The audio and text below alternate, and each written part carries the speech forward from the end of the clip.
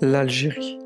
L'Algérie, mon pays, regorge de merveilles et de paysages d'exception.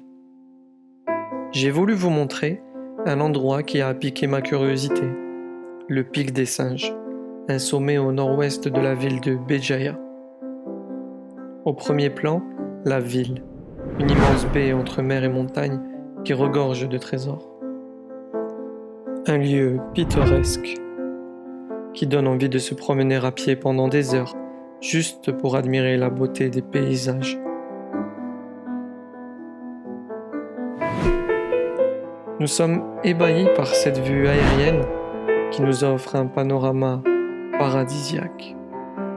Pour assouvir cette curiosité, j'ai décidé de mettre le cap sur le Cap Carbon, un phare d'atterrissage culminant à 225 mètres au-dessus du niveau de la mer, ce qui en fait à la fois un des plus hauts phares de la Méditerranée et le plus haut phare naturel au monde.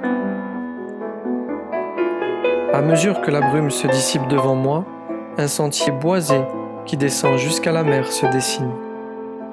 Un couronnement magnifique pour ce lieu majestueux qui forme une corniche de plusieurs kilomètres taillée dans la roche. Un contraste entre une eau turquoise et des falaises imposantes tournant le dos à la Méditerranée qui lui envoie ses incessantes vagues douces. L'assaut de la montagne se poursuit à 660 mètres d'altitude sur le mont Goureya, un endroit qui se mérite puisqu'il faut arpenter 5 km de chemin pour y parvenir. Un dernier effort avant d'emprunter l'escalier en pierre qui nous mène à l'entrée du fort. On y découvre un lieu de vigie, érigé au XVIe siècle par les Espagnols, sur l'emplacement du tombeau de la sainte patronne Yemé Goureya.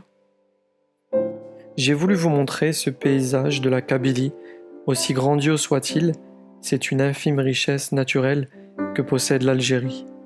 Cette nature cache bien des comportements condamnables, négligents voire absents envers l'environnement.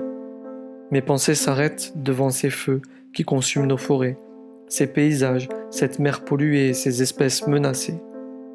Mon objectif est aussi de faire prendre conscience que rien n'est définitivement acquis.